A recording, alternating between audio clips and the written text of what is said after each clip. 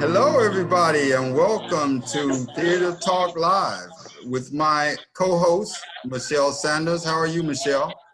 I'm good. How's everyone doing? Well, as well. Thank you. Well, we Good. have three wonderful playwrights, and I can't wait to get to talk to each one of you. So we've been on your website, and we've checked you out. So I'm going to read a little bit about Mike, you first, and then Melda, and then Mike. So, I'm sorry, then Howard. Mike Wiley is an acclaimed playwright and has spent the last decade in his mission to bring educational theater to young audiences and communities across the country. In the early days of his career, Wiley found that he had the theatrical resources to help students and the community. So he founded his own production company. A couple of plays that he did was Emmett Till and Henry Box Brown. Also, he did a one-man play based on Tim Tyson's memoir, Blood Done Sign My Name. And you know I was there at the Raleigh Little Theater when y'all did it at Blood Done Sign My Name, Mike. So I was in the audience. Also, he wrote the Parchment Ensemble, contributing, celebrating the bravery of determination of freedom riders and risked their lives through the desegregation of the South and the bus rides, as we know. You are from University of North Carolina. I keep saying California, that's where I went. University of North Carolina, Chapel Hill with MFA. And we're going to get into a lot of your career as we talk. Michelle. Yes, so I know that we have Miss Melda. We have learned, well, I have actually learned a lot about you. So I would like to know if you would give us, like the audience, some insight about Miss Melda. Oh, thank you, Miss Michelle. You're so welcome. Mother, author, playwright, assistant professor of English at a community college here in Chicago. And here in the south side of Chicago, as we say here, we make distinctions about where we're from. Okay. So I've been doing the writing game since about 9, really, believe it or not. More professionally, probably in the last maybe 10 years. And the teaching I've been doing since the early 90s.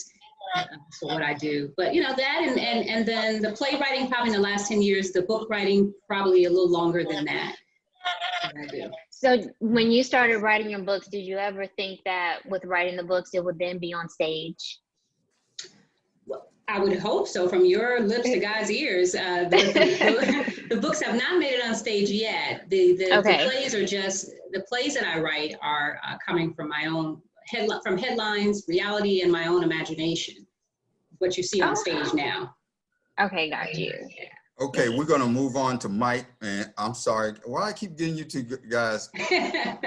Howard, my friend Howard Kraft. Man, me and you go back a long ways, man. Howard Kraft is also a poet, and he also appeared in Home is Where, the anthology, an anthology of African-American poets for the Carolinas. He wrote several plays, which I happen to see. Let me just make sure I don't get them wrong. Okay. One was The Miraculous and the Mundane. I saw that at Man Bite Dog. Okay. That was before they closed up. Also Freight, saw Freight. And then, of course, No Fear, Blues Long Gone by Nina Simone, which starred our friend Vanessa Raven. Yolanda Raven. Yeah. I'm sorry. Yeah, because Howard's Kraft, I'm sorry, Ken. Yolanda Raven, she's a good friend of mine. I'm sorry. Yes, I got her friend name of mine. And we brought that performance to Fayetteville State. Right. Right. Yeah, we did. Awesome performance. So before we get started, can you all talk a little bit about what the passing of John Lewis has meant to this country and meant to Black Lives Matter? Anybody can jump in. Mm-hmm. Well, I'll just say I was shocked, as I think many people were. And you know, we can't also forget that Reverend Vivian also lost his life as well. And so I've just been reading the posts that I see on social media and just can't forget that phrase, good trouble, necessary trouble. And I think it was so foreshadowing for what we're dealing with today. You know, he's a civil rights icon. We can't speak civil rights movement without mentioning John Lewis. So it's a setback for the whole country. You know, just not just Black race, but just the whole country, because he was such an advocate for human rights. Yeah, the conscience of the sentence of the conscience of the Congress. I'm sorry. Yeah, John Lewis's life. I mean, you know, he's just an icon. He's the best of us. He is the embodiment of forgiveness and nonviolence, and using it as a political strategy to create change. But Mike has actually dealt with John Lewis in his work in parts now, and so I know he has some really good insights as far as that. And we touched a little bit, although ours was a fictional piece, as you remember, the Wise Ones. Right, Wise Ones, yes. In that play, yeah, which touches on some of the challenges that you know, the nonviolent struggle endured, or you know, was up against during that time. But it's a great loss for all of us, especially in, you know, these dark days of Palpatine Orange up there. It's really a big loss, but you know, we push on. And Mike, I think it's poetic. It's poetic that C.T. Vivian and John Lewis pass within, you know, hours of each other, really, you know, and the fact that that both men are not only iconic in the civil rights movement, iconic in the clergy, iconic in the Black race here in America. John Lewis specifically, and his ability to forgive, his ability to see the men and the women who did what they did to him in the 50s, who did what they did to him in the 60s, and then here to see what people say about him, as Howard said, Palpatine, say about him, you know, still the wounds run deep, but somehow he always managed to rise above all of those things, which kind of made him an interesting person to always be able to write about and include in a couple of my plays, just because he was always such a force for good and looking for the beloved community in the way that he was always either seeking it, or perhaps he even believed that he had created a beloved community and was merely just always fighting the forces that were constantly trying to dismantle it. So we've got to ask ourselves at times, what's the beloved community that he was attempting to create, or had he already had a part in creating it, and now it's upon us to continue to fight against those that would be willing to disparage it, but not only disparage it, but tear it apart and tear it down. Yeah, we have a fight that's on our hands right now with this current administration, and trying to take us back to the days way before before John Lewis was here. And speaking of Wise Ones, I was actually in the cast of Wise One in 2005 at University of North Carolina. Had to get that in. But anyway, you guys talk about your backgrounds a little bit. I'm gonna go around. Let's go with Howard first. Tell the audience a little bit about how you got where you are now. Well, man, it's, you know, as I look back on it, it's hard to believe that, you know, it's been that long. It's about 20 years now, just about. from the time that I had my first play produced, which was The House of George. You know, I started as a poet and a fiction writer, and I knew very little of, I had know nothing about theater. But Karen Dakins Rock, who you know very well. Yep, a friend of mine. Yeah, my mentor. She started a contest at the university called a New Play Project. And I remember hearing it advertised on the radio. I was working and writing in this little cafe. It used to be on 9th Street. And I heard that advertisement, and I heard that they had the $250, you know, prize at the end of it. And I'd never written a play before, and probably only seen a couple, something like Antigone and something else I was forced to see in freshman year. But I was, so I heard the announcement, and so, but I did know the name August Wilson. Wasn't familiar with his work, I just knew that name. And so I went to the independent bookstore and bought every August Wilson play they had and read them and wrote off a knockoff. He could probably sue me to this day. Anyway, okay, that's a little bit offensive. That's too straight right there. All right, that's the piano lesson. And you know, Karen blessed me with the, you know, I won the contest. Mm-hmm. And then I started looking, you know, being realistic. I had a stack of rejections over here, and I had a $250 check over here. So then the universe said, "Guess what? You're a playwright now." That's so, right. Wow. That was the first play, and you know, I've been very blessed. Everything I've written has been produced on some level since that day. So you know, so that's good. how I got started. And Melder? I wrote a play after President Obama's election. Okay. And so after he got elected, I had this idea about this Black man, President of the United States of America. And so I wrote a draft of what I thought would be a decent play about it. And so I joined, we have a Chicago dramatist here in Chicago, it's a theater here. And so they had something called a network playwright membership. And so you could join and get discounts off of playwriting classes and seeing some plays and things like that. So again, like Howard, I didn't have any formal playwriting experience. Now, my master's is in English, so that's writing, but not necessarily creative writing and playwriting. I took a class, but that was it.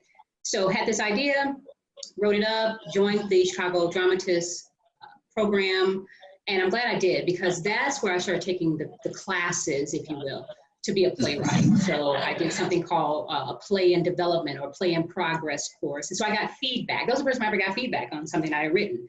And so going through the whole revision process, and eventually I was allowed to give a stage reading of it at the theater. And I think that they really liked the play, told people about it. I met with some directors. They did a like I said, a directed version of it. It wasn't a production, just kind of like a stage reading that had like movement and blocking. And then from there, I just started to rely on connections and people that I had met previously who were in the theater world, and they would read it and they liked it. So I had my first production. I wrote that play in 2010, 2011, and I didn't get a production until 2017. However, I had a lot of readings. I went to the National Black Theater Festival in Winston-Salem. I had readings there, just networking and meeting people. And that's kind of where helped me to get where I am now. And I've written, since that play, I've written three more. And all of them are in rotations. So that's kind of how I got into the world of playwriting. And Mike. And then Michelle, your question. I kind of snuck in through the back door is what I did, because I'm an actor and I wanted to employ myself. I didn't want to wait for you know, somebody to give me the opportunity to act. I'm impatient, and I was always being cast as an actor that played multiple characters, and so I decided that I would put those talents to use in my own work. I was a fan of documentaries, and I mean, a huge fan of documentaries, and a fan of Anna DeBeer Smith, as well as Roger Gendry Smith and a number of others. And I thought, well, let me try my hand at this. And I did, and it's when, you know, it's worked out because, you know, I'm never going to reject myself for a role. So Right. it's all right. You're a pretty good actor too. I try my best. That's why I call him Mike 3-Check Wiley, because he gonna Right.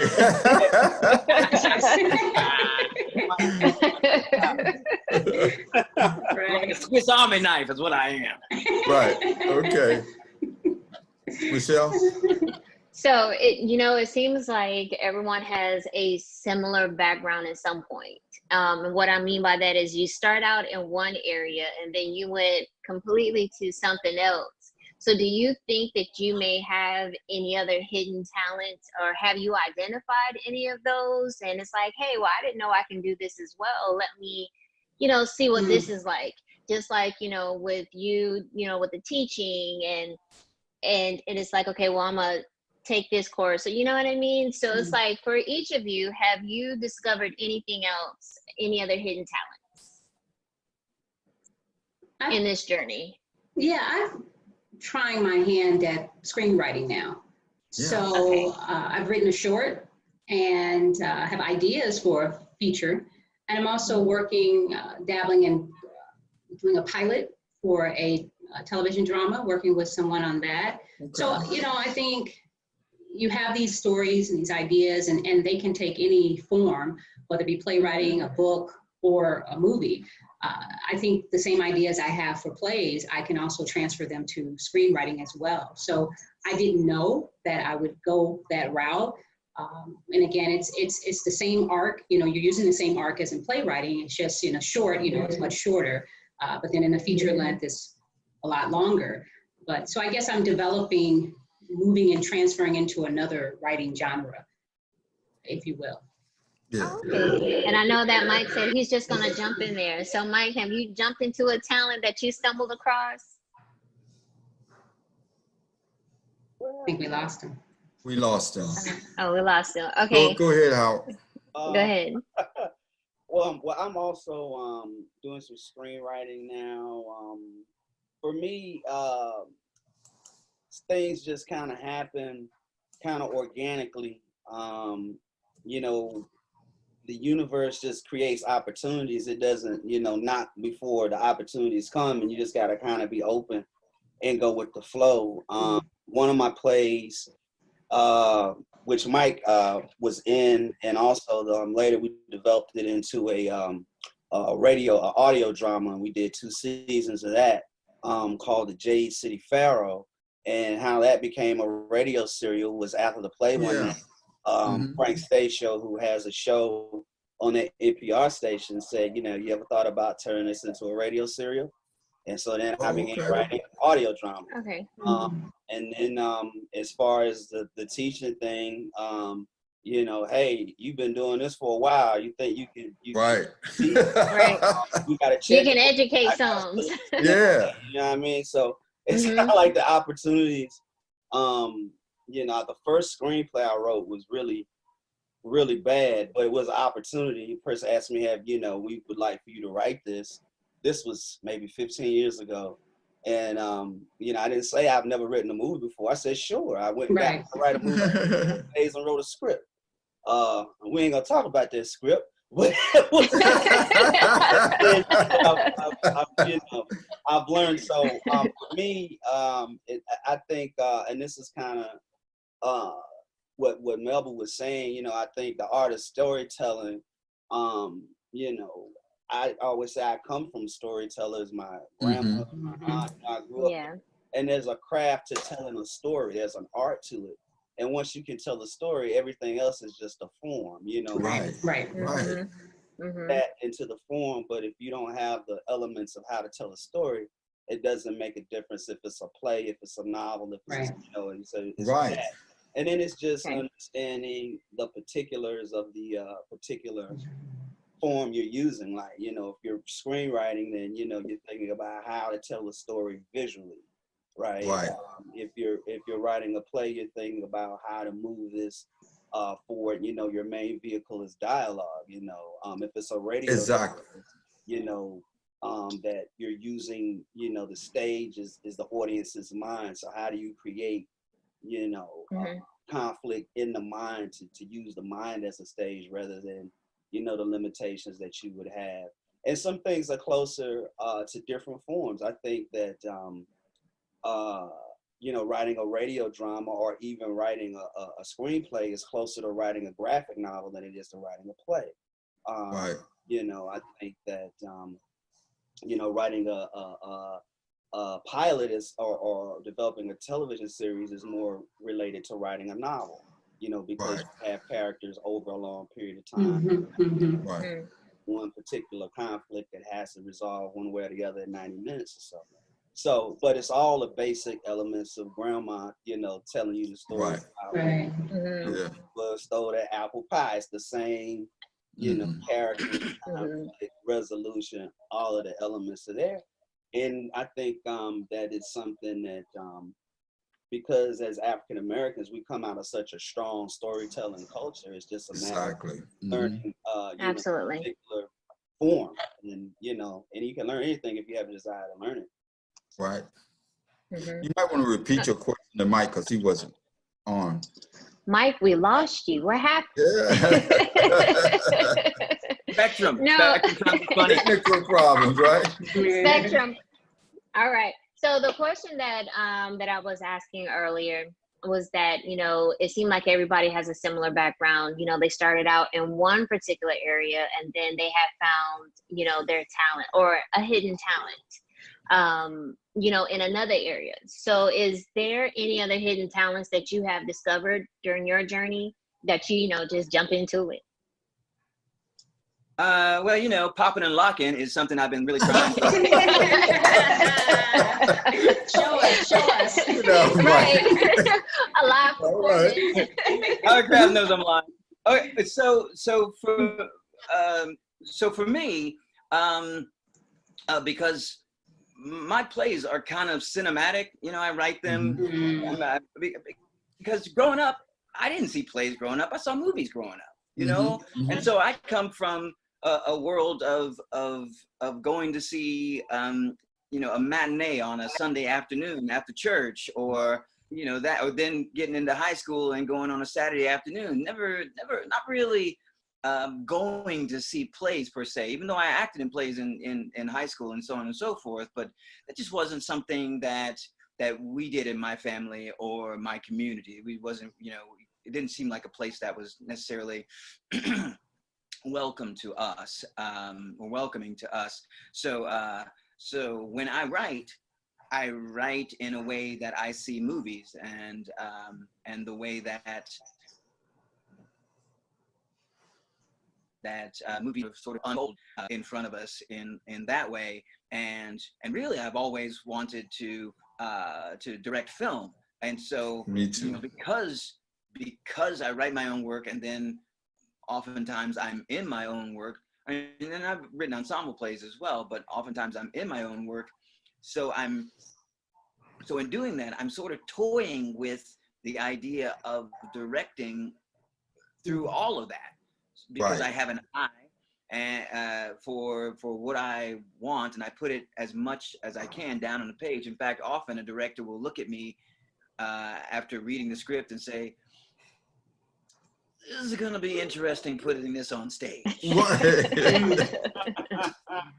But, you know, it always manages to work out really, really amazingly, to really the credit of the director, because it's not easy putting some of the things that I imagine and envision on stage.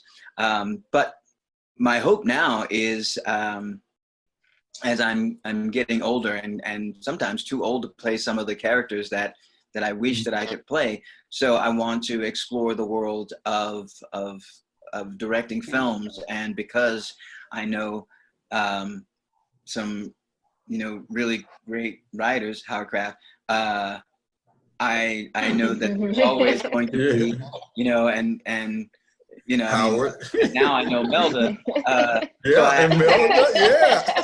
I have friends that are making work that I could actually put on film and direct. So that's what I'm hoping You know, the three of y'all together would be something awesome. And to further talk about what you were just talking about, my background, I had 20-year career in broadcast television and doing documentaries. And when I got into theater, and I started seeing that difference is that you do have to have dialogue. And now when I read other people's plays, especially young playwrights, I have to tell them, this sounds like a film. This doesn't sound like a stage play, because a stage play has to have the dialogue on it. So my question, without me going on, is where do you guys get your stories from and your inspiration for your stories? And I want to go to Melda first, because I just happened to peek at some stuff on your website. When that one monologue that y'all did when you were on TV and Oh, yeah. did that monologue, that's some deep stuff. And I can't wait to finish this play. So where do you get your vision from? So that was in Pittsburgh when they did a production of From Poor Society. And Right. so a lot of it is, you know, and I think Mike and Howard spoke to this, it's the culture and tradition in which we grew up. And so I remember listening to the older folks talking when I should have been probably outside playing. I'm listening. I like to sit at their feet, if you will. And so that history, those traditions, that universal language that we as Black people have, that has inspired a lot of my writing. Like, my writing is seeped in the Black experience, particularly Black women, as a Black woman. And so I like to write about their strengths, their accomplishments, their traditions, language, rhythm, etc. And so I think I'm inspired by that, and then how it manifests itself in life today. So, like, for instance, with my first play, again, I was inspired by this history of electing the first Black president. And even beyond that, what did it mean for Black people? And so, you know, I just take, like I said, rip it from the headlines. And also what was happening in Chicago at that time. Emmett Till, where he's buried in Chicago, there was a scandal at the cemetery. So, you know, you're taking this sacred act of burial for us, and what that means and how anyone in the Black community would feel about that, juxtaposed with this election of this Black man and how we would feel about that. And so I'm inspired by our people. I'm inspired by what we experience, what we have experienced, and just remembering the stories. You know, I like to recreate the stories. I love to listen to stories. I love to recreate them. So that's probably, that's the catalyst for my inspiration. So, you know, the play, I'm sorry, was it 30? 30 is, well, not the most recent, it's my third one, yes. Okay, so can you explain that a little bit more, share that with us? So 30 is like a generational play for Black women. It's looking at the generation of 3 generations of Black women, and they're all related. So again, I was inspired by the story of my grandmother, my great-grandmother, who lived in a nursing home when she came from Mississippi. She lived with her sister for a while, and then she was moving to a nursing home. My mother, my mother's sister, and my first cousin took care of her. They had a scheduled routine. They would go to the nursing home once a week. Each one of them had their own weekends, and I had to go. I was about 8 or 9. My mom would drag me with her. And so 30 is based on that experience. And that's a universal experience in our community. You know, not as much now, but we used to, our older generation, they were in nursing homes. And then you would see the family going to visit them and keeping them included and, you know, taking them out of the nursing home and making them part of the family. So 30 is about that type of family dynamic in the Black community, and with a little scandal in there. You gotta have scandal. And so that's essentially what it is. And I wanted to do a period piece, so it's set in the 70s. Yeah. You know, I like that, and it's interesting because as you was talking about that, it made me think about let's say my mother's side, when I saw that my mother was taking care of her mom, and then before then, for my great grandmother, you know, they both, my mother and my grandmother, was taking care of my great grandmother. And so even for me, when my mother she's no longer here, I felt compelled, like, hey, I cannot take, you know, let's say my mother to the nursing home and just whatever. It's like a generational thing. Like, I had to go take care of her. And I actually moved, you know, my mother in with me. And but I did, like you said, I brought my daughter, and I have a son too. So they saw me, you know what I mean, as we go and take care of. Exactly. Exactly. And I get it. and that's what 30 is about. That exact, see, she and I share that same experience. Exactly. That same experience, right? Yep. And Mike, will you talk to us about your inspiration for Emmett Till? It's been told so many ways. Oh my gosh, yes. And I just wanted to piggyback before I answer your question. I just wanted to piggyback on what you all were saying, because there are a lot of nations of cultures that look at the U.S. and the amount of nursing homes that we have here, and they're amazed, right? Because in so many other cultures, the parents, right? The parents come to live. Okay, he's frozen. With. Okay. Okay. If we can move on to Howard. Their children, right? Their parents are taking. Okay.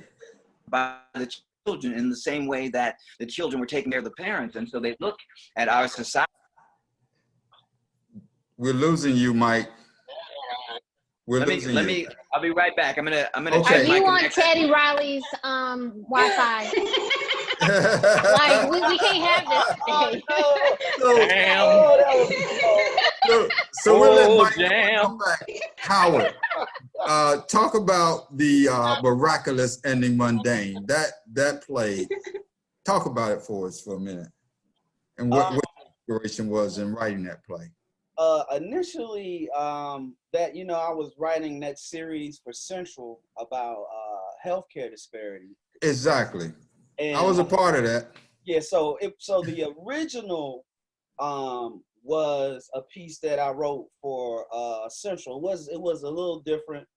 It was a lot different actually, but that's where the idea of dealing with Alzheimer's came from. Right. And then which they never produced that play, which was amazing to me because they paid me for it, and I got the most out of the whole series for the last play. But I think that's after somebody else became head of the biology side of it or whatever. So gotcha. They never did it. So it was just sitting, and I wanted to write a piece to celebrate my my uncles, these guys who, came back from Vietnam, they're entering their 70s now, mm-hmm. And they're entering a different stage of their life. These guys who would, cuss you out for walking on the grass and then send you right. to help you play out, those kind of guys. And so I wanted to deal with, write something to them and capture the, I think we don't see a lot of our stories. We don't see a lot of the love that exists between Black exactly. men with regards to friendship and brotherhood and that whole thing. So I wanted to explore that through these older characters, and at the same time, get a glimpse at, how when you have a shift in the power dynamic of a family, how families deal with that shift.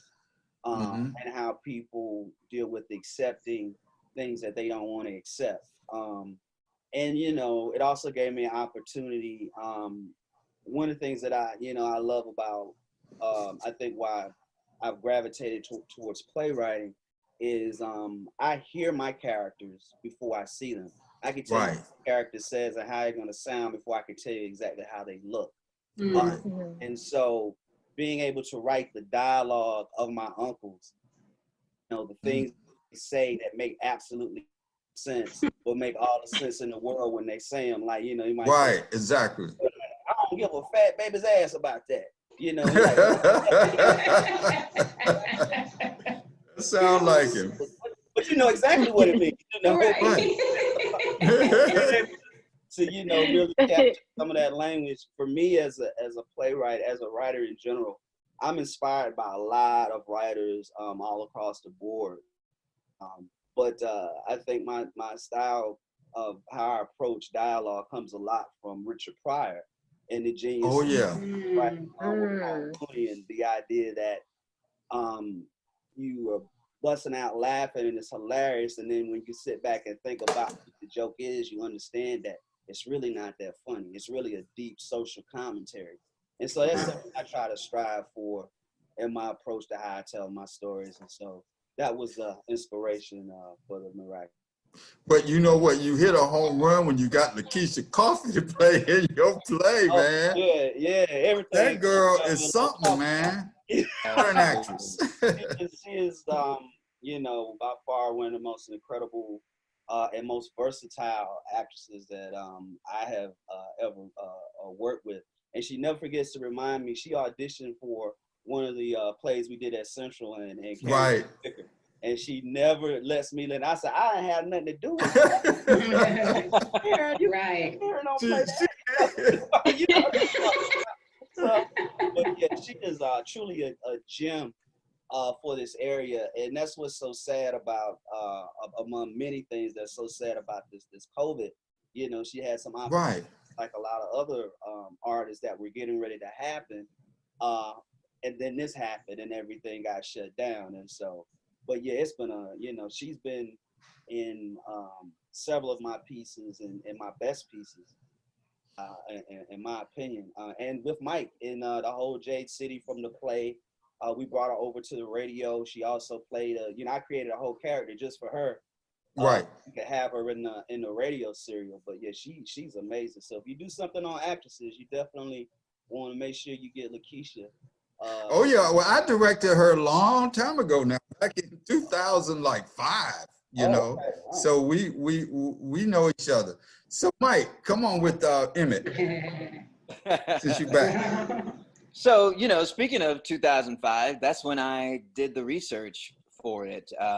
Okay. Called, you know, Darhy, the Lynching of Emmett Till, and at that time, you know, that was the 50th anniversary of his murder, and yet, and still in 2005, there were not it wasn't really a plethora of books about Emmett, and so most of my research had to be done through newspaper accounts. Right. And because I had this idea of a documentary film in my head, yes, I wanted to write it from that modality. I wanted to find a way to make the audience feel like they were watching it, and not only watching it from a number of perspectives, but also involved from a number of perspectives, having, you know, William Bradford Huey, who was a white journalist who interviewed for Look magazine and a number of other magazines. He was, you know, Southern and really kind of looking for a payday is what he was looking for at the end of the day. But having the play initially start off with him from his perspective, and then moving from there with the feeling of, oh, everybody is being interviewed by William Bradford Huey, and so therefore it makes the direct address to the audience work. It makes those moments that we might not have been privy to because they were private moments. It makes those work because it feels like it's inside of someone's head and they're retelling the story or the experience. And I really wanted to honestly share the story of Emmett Till, because at that time, right, if you look at 2005 and before 2005, with your mind back then, you have to realize that Emmett Till was a story that was slowly being lost, right? You can't look at it with your 2020 perspective, and Black Lives Matter and how the story has come back and been paralleled and told a number of times. You look at it in 2005, and then when I premiered it in 2006, you know, this was a story that was definitely feeling kind of new to white people, even white people that were living back then. Oh, I'm sorry, I did not know this story existed, which is a tragedy, right? And then the young people, because I wrote it, and I write all my plays so that a young audience, audiences of all ages can see them, appreciate them, learn from them. So taking that play into schools and communities, and having, even when I opened it, having parents bring their small children. I didn't realize 8-year-olds would be brought to the show, but when I would talk to those parents after the show, I would realize, oh, it's just like those parents who kept that Jet magazine with that picture of Emmett, showing them that picture, telling them that this is in essence a cautionary tale, and you need to remember this story for the rest of your life. That's why those parents would bring their young children to see that play. And it became the play itself. As I started touring it around, it became, and the story became more and more known again, let's say, because it truly was the spark that lit the civil rights movement. So as the story became known and known again, people would come and they would stand up and they would testify about their experiences. They would talk about their lives in the civil rights movement, or their relationship to the story of Emmett Till and where they were when they found out about it. So it really does become a play that's storytelling, but then ask for storytelling afterwards. That kind of that church tradition that we have in the Black community, where there is a sermon, but then other people have an opportunity to testify after they hear the sermon. You know, I think it's so amazing for all of you when you are starting with your playwright. It's still like in the storytelling phase, I guess, because these are stories that we don't typically hear every day. And like you were saying, Mike, that sometimes these stories get lost, you know. So for these, you know, performances to come to stage, or whether it's radio or screenplay, I think it is so important. Even though everything that's going on now with the Black Lives Movement, we're starting to hear more and more about what was really going on, that people was trying to bury these stories. But we need to know these things because it's not being taught, you know, of course, in the school systems. It's not being taught in our community. But it's unfortunate that, you know, situations like now where we're hearing about these stories, you know, I think it is unfortunate, but I'm glad that we're able to hear them.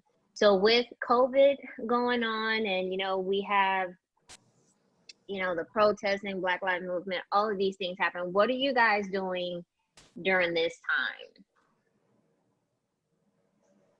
I am struggling to figure it out, right? Like me too. Like, you know, as an actor and a playwright, with no one going into audiences, you know, and no one going into an audit and a theater in the foreseeable future. I have done my best to try and be pragmatic about what the future could hold. You know, I'm not trying to think.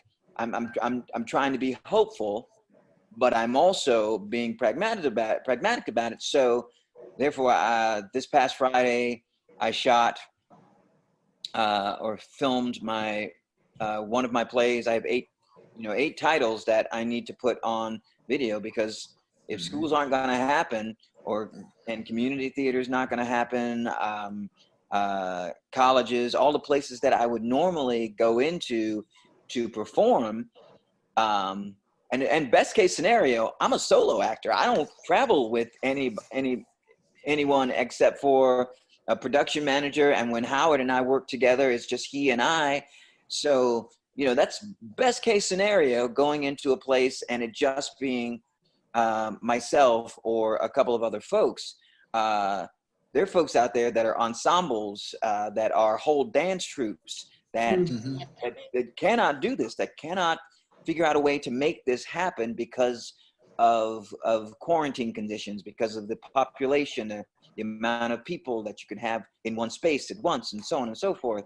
So for me, I am trying to record virtually each one of the productions that I do, so that when a venue reaches out to me to say, we can't have you in our space, can you come in virtually?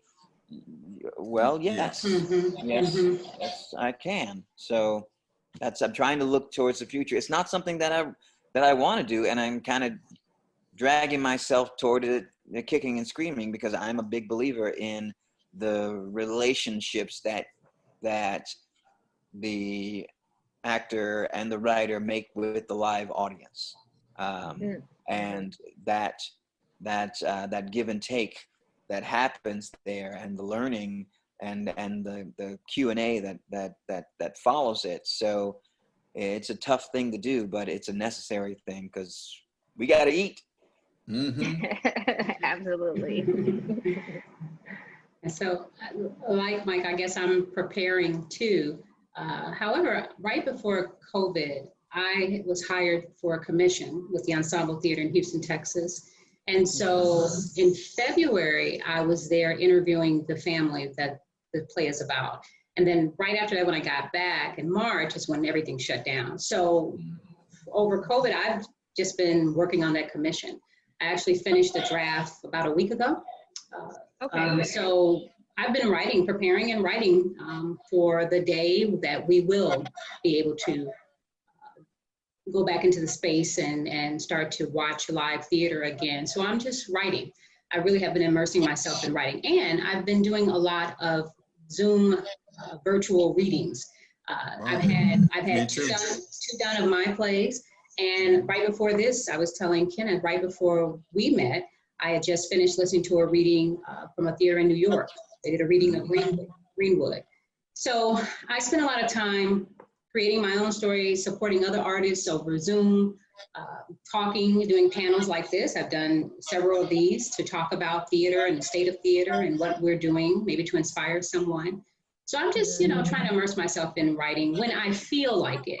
And I think because this time is so unnerving for all of us, there's so much going on that there are some days I don't have the energy or the motivation to write, because I'm in my feelings about whatever's happening, And I know we should write through our feelings. And I know there's going to be a lot of pandemic stories coming out of this, especially with everything that's happening with Black Lives Matter as well. And I've been thinking about that too, but I don't want to write something because I feel like I should, based on what's happening now. I want to be led to do it. And I like to come at things at a different angle too as well. So I've been contemplating how that will start to mix into the type of works that I do as well. Awesome. Howard?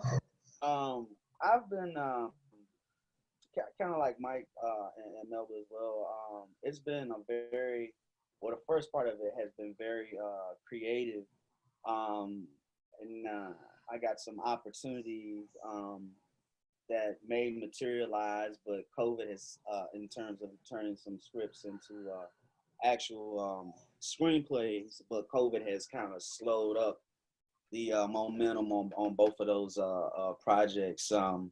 But thinking about, what are things going to look like, in the next year or so. I do believe that theater will come back, but it may be a year, and so, or maybe a little longer. So then how do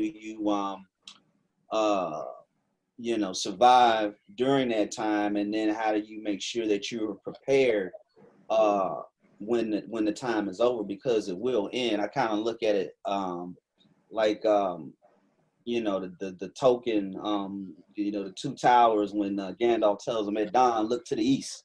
You know, so when dawn come, you got to be ready to look so you can head out, right? So this is preparation time for when it's time to look to the east. So I've been trying to use the time, you know, in that way, revisiting texts on, you know, technique, you know, things of that nature, looking at you know, what's the next story to tell, and you know, what stories can be developed into you know, to be streamed or you know, shot virtually. And you know, one of the blessings that I think we have by being writers is that you know, the bad side, of course, is that the theaters are closed. The upside is that everyone is looking for content because everyone's at home. This is probably the most richest opportunity for Black writers in a long time. To when have you ever seen Netflix have a Black Lives Matter section? Right. You know, most people, you know, we have Black film, right? I think That's Hulu right. was like that too. Yeah, and that's not going to stop with all the protests and all of the and the market. You know, I don't think FedEx and you know, whoever else boycotted the Redskins because they just felt they was just wrong. They've been calling them, you know, using that derogatory term for 50 years. That's right. Looking different now, you know. Right. And so they know that, you know, Black people watch, you know, we stream, we watch stuff. People want to see our stories. And so I think as writers, it's a really good opportunity for us to create work that probably wouldn't have gotten done 5 years ago, that, you know, and there's so many platforms, you know, available and open, as well as, you know, now there's also a big opportunity with audio drama because of cell phones and, you know, people listening to podcasts. So there's a lot of opportunity for writers listening to be a little flexible and learn some different forms. That, you know, some of our, you know, other counterparts in theater, you know, unfortunately, it's going to hurt them a whole lot harder because, you know, they can only do so much of what they do is dependent on what other people do. You know, which is one of the things I really admire about Mike is, you know, and Mike is a very good playwright too. He doesn't really talk that up. You know, he likes to talk I know he is. He's a hell of a playwright. But the fact that, you know, he can create his own work gives him ability to survive this in, you know, a way that other actors that are majorly based in the theater are just not being able to do it because they can't create, you know, that opportunity to create their own work. So, you know, I think this is it's a rough time, but at the same time, it's a time that offers a lot of opportunity if we use it productively. You know, we're ready to come out like the hobbits and them, you know, when the east and the sun come up like Gandalf and ride out, you know, we can ride out, Mike. That's right. You know what I mean? So sounds like there's gonna be a meeting there after. You know, as I've been watching TBS, right? You know, Lord of the Rings about 1,000 times a week. Sure do. Lord of the Rings and Shawshank. Yeah. But you know, as a playwright myself, I've got 2 plays I'm writing. I'm writing a 1-act and I'm writing a full-length play. But on top of that, I'm reading plays. I got to read for Agape because we canceled this season and now we got to look for plays for next season. So I got to read Melda's play. I got to read House of George, right? I still got to get that to me, and I got to read Mike's play. So maybe, you know, during this time, we can collaborate. But then again, all of us are teachers too. Every last one of us are teachers. And then we got a plan for the semester, whether it's online or whether it's face-to-face. Somebody talked about going in and just having 9 students in there separated, and we have that little guard on and oh my God, yes. But I'm going to be doing three online. So I don't know. My classroom right now. But I want to get this question. Oh, I was going to say, I like the Picasso in the back. Oh, thank you. Listen, I got to get this question out because this is one that everybody needs to deal with. What does it mean to be a Black playwright in a white world? And you guys have been hitting on this with all these stories. You know, let me just say this. I've been invited on these panels where I'm the only Black, director or only Black playwright, and they don't get it that you don't tell our stories. That's why I created Agape like Mike. I created Agape Theater Project so I can tell our stories. Yeah. And people, most of the actors in town know me, and I'll put them on stage and we tell stories. So my question is, what is it like to be a Black playwright in the white world? Yeah. It's, again, it's part of the reason that I started doing, performing in my own work, finding ways to present my own work that didn't depend on white producers, because white producers so often are looking for either what's safe or what's going to make some money, what's going to, and I don't know if they necessarily are thinking it when they program it, but sometimes some of the stuff that gets programmed is coonery to a degree. I'm just going to say that. And we've all seen that. We've all experienced that. I think that that often white producers are looking for, they're not necessarily looking for the next best thing. They're looking for what somebody told them was good, and they might not necessarily read the play, but they saw that it was produced at this place and this place. And so instead of doing their due diligence and finding other, being of the kind of mind that will go out there and find, or just open their eyes and see that there are the Melders or the Howard Crafts of the world, the Kenneths of the world.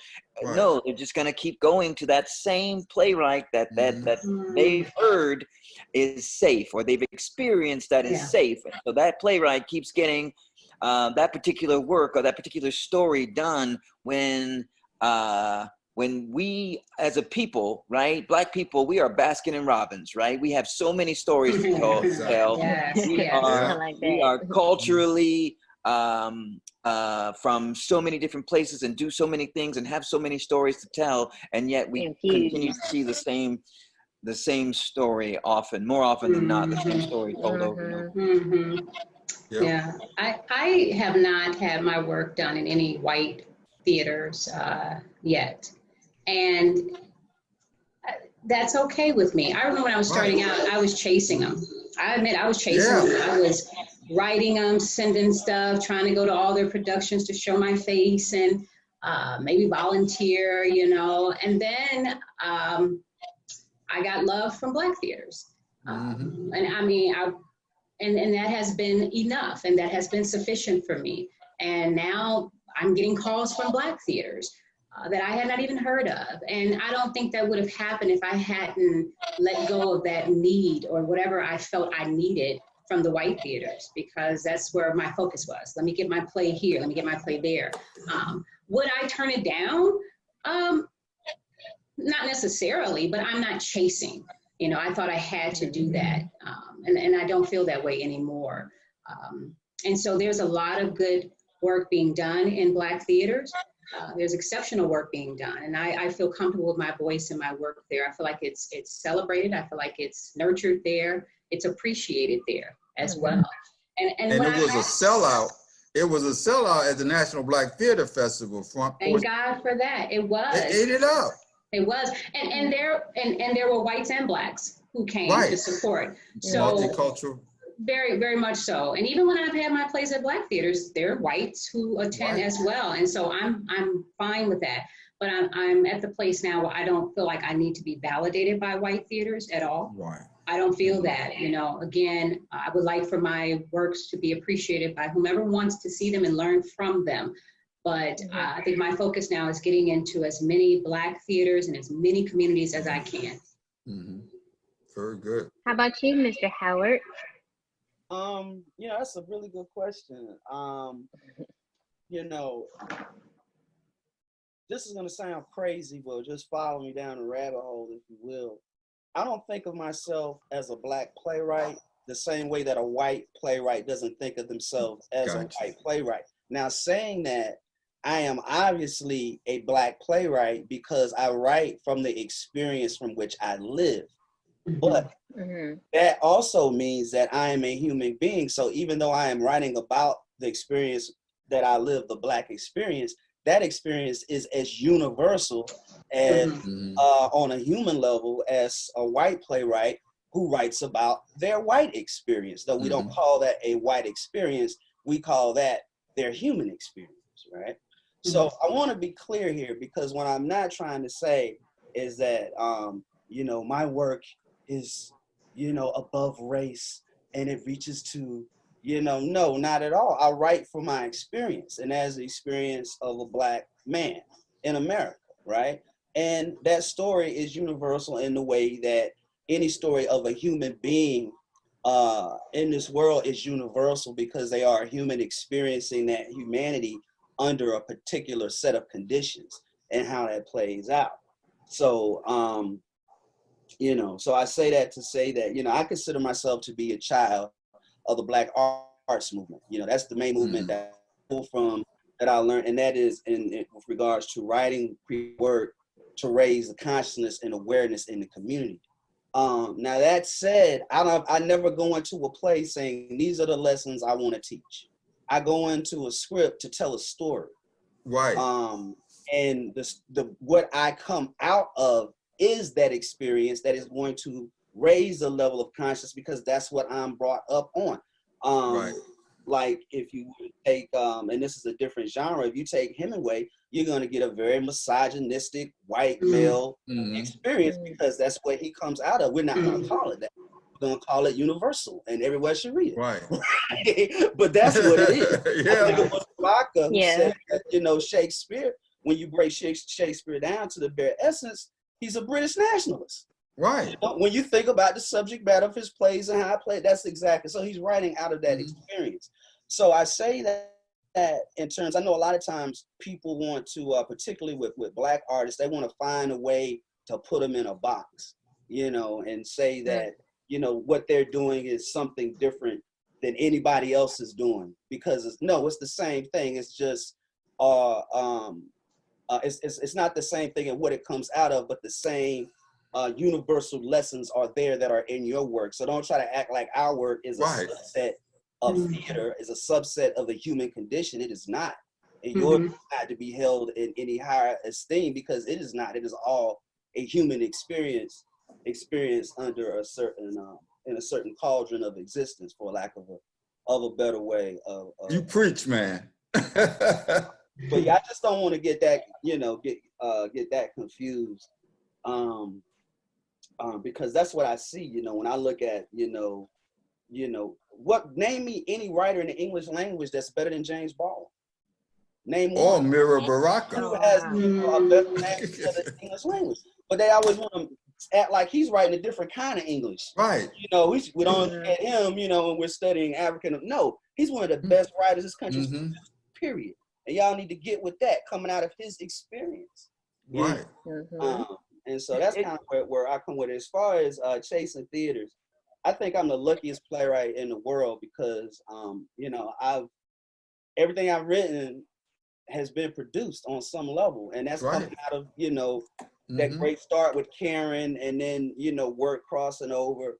I sent the play Miraculous in the Mundane. We sent it to on just, now this is, you know, to get back to being a Black playwright in a white world, I think it's this. Now this is definitely what you're dealing with, which is no different than what most Black people are dealing with in their profession, is that we don't control enough of the levers of power in it. And so you're always dealing with it from that perspective. And you ask yourself, you know, white playwrights don't have to deal with, you know, am I not getting this opportunity because my work doesn't stand up, or am I not getting this opportunity because they've already chosen the Black playwright they're going to do this?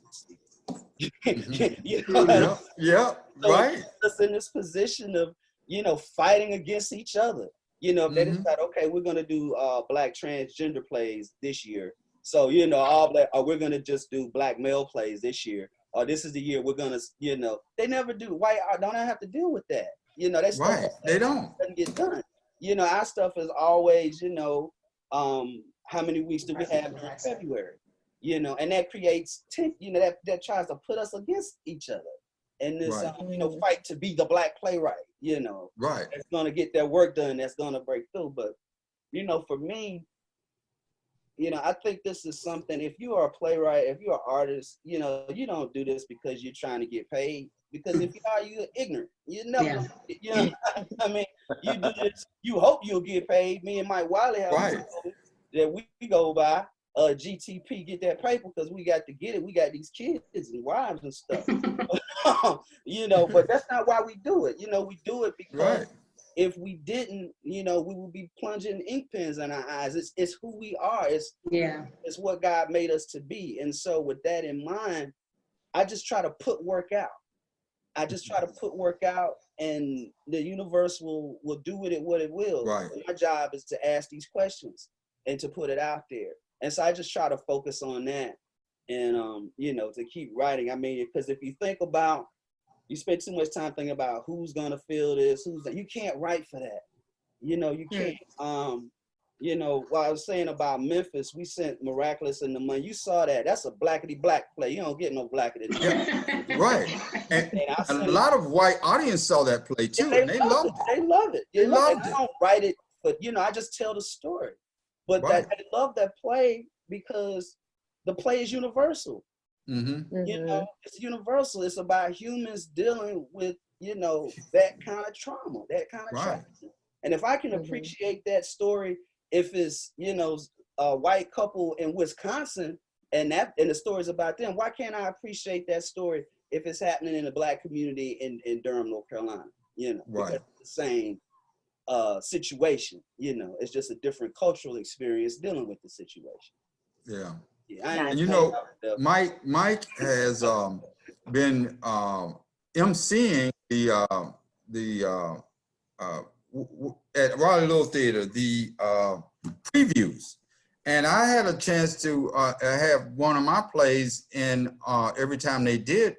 You know, we do a little preview of each company, and a lot of the white patrons that come to my play said they saw it there. And Mike does a wonderful job. You want to talk about that just for a second? We only got a couple more few minutes left, but you're talking about the Black Theater preview that they do each. Well, I think that that you are getting me mixed up with. I forget the brother's name. That lives in Raleigh. But he's a handsome cat, so you know. I'm not, so I thought it was you, but I'm not mad at you. Okay, thank you. Jam. I'm sorry, my bad. I had this question down. And, no, but you know what? I wanted to piggyback on what Howard just said, if I may. Because I really think that it's important to also, in addition to, if we're going to talk about white producers, we must talk about white reviewers and journalists that come and see our shows and do not take the time to open their minds, their hearts culturally, to understand, to see themselves in the piece. They just dismiss it as something that they might not be able to get into just because they're not Black, when we as a people have been going to their work and seeing ourselves in their work for generations. They need to do the same, or we need to have more Black people, more Black journalists, more Black reviewers coming to see our work or being asked to review our work, so that our work isn't being dismissed simply because a white journalist has deemed it a piece that that it's a lived experience that they haven't had, which is ridiculous. Okay. Well, I definitely want to say thank you for everyone to be a part of this theater talk on today. It has been very insightful. I learned so much. I mean, I'm not a playwright, but it makes me want to go and read some things. To be Yeah. honest with you, it's like, wow, all this talent. I mean, it is truly amazing. And I appreciate each and every one of you for everything that you're doing, from the novels to the screenwriting, playwriting, storytelling. Please keep that going. Please keep us who are not part of that informed of, everything that has transpired that we just wasn't educated on or have not yet seen. Michelle, we got one more question. Remember, we always end with what advice they have for upcoming writers. That's a good one, right? Yep. I know, so I wish someone had told me to get out there, well, when it's safe to do so. Network, that's really important when you're trying to make those connections, because you can send your play to all the theaters in the world, and if they don't know you, they won't read it. And I had to learn that the hard way. It's really who you know oftentimes, and so you build those relationships.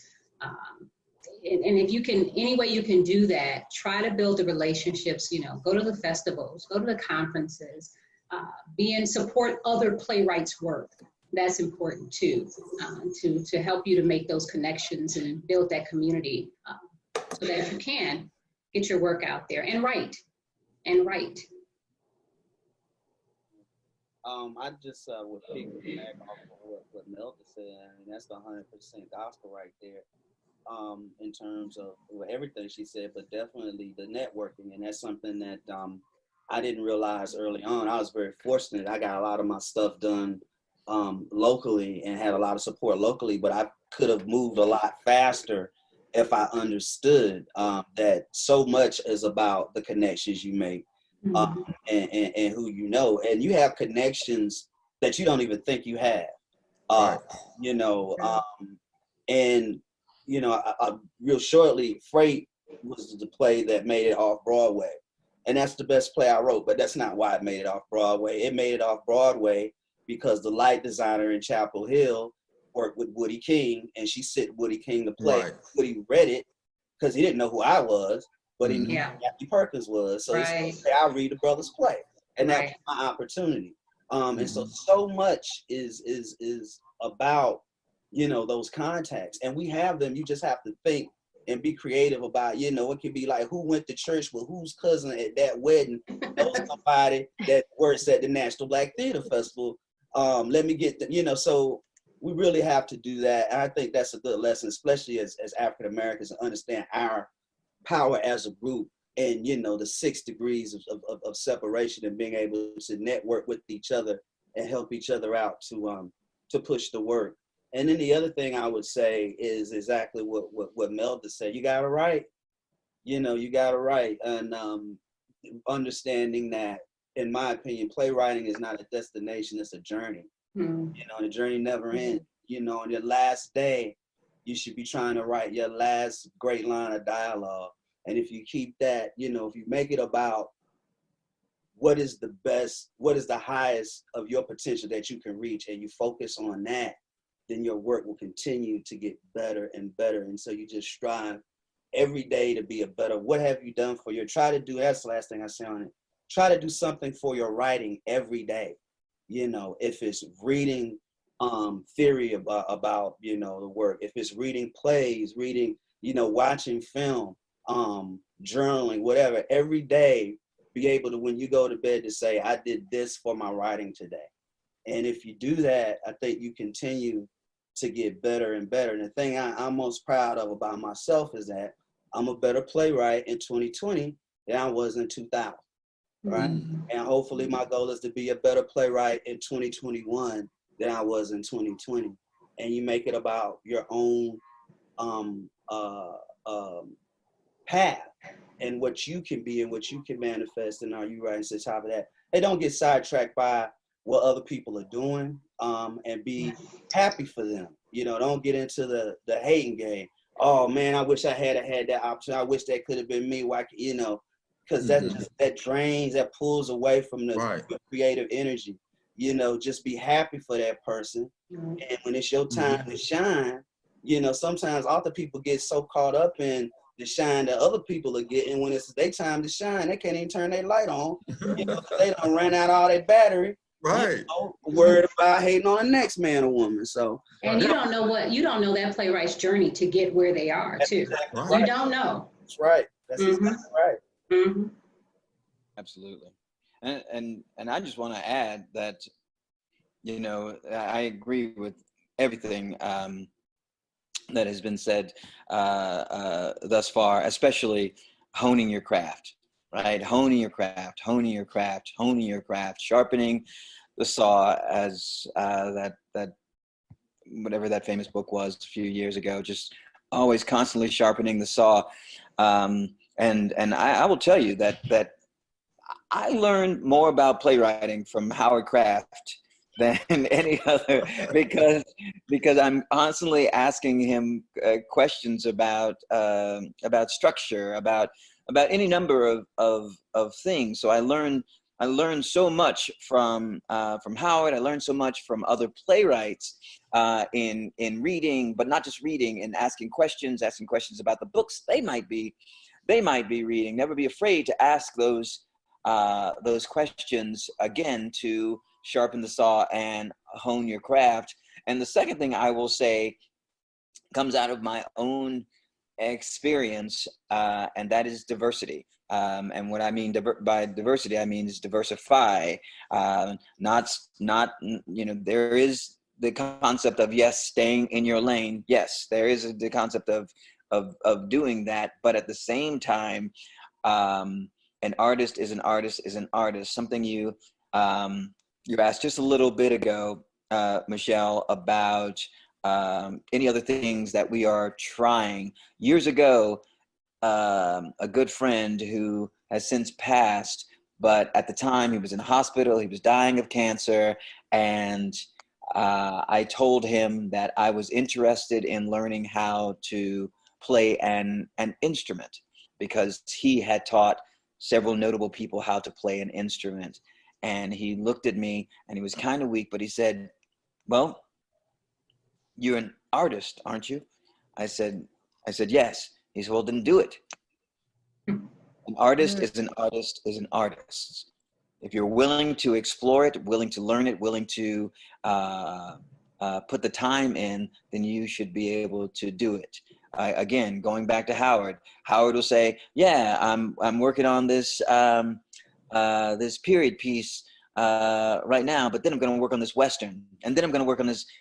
Always diversify, right? Diversify your voice, and you won't go broke.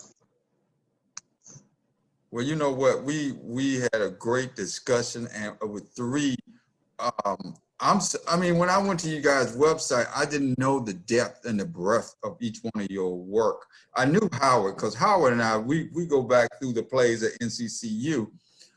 But Mike, y'all keep up the good work, and Melda, you know, will you continue to be success and shine in this world where we really need our African American or Black or playwrights to tell these stories.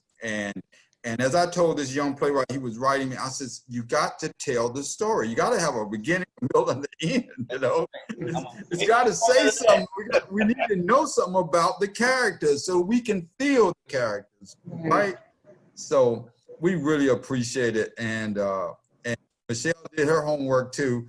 And so we really appreciate y'all coming on and making this a great Theater Talk Live. This is episode 5. Thank you for having me. Thank you. I appreciate the invitation. You're welcome. Any parting words, Michelle? Already said it. No, I think you've said it all. Okay. I appreciate you guys, honestly. You guys continue to do amazing things. Yes. So good night, everybody, and see you next week on Theater Talk Live, Agape Theater Project. Take care. Thank you. Bye-bye. Bye. Have a good night. Nice meeting you all.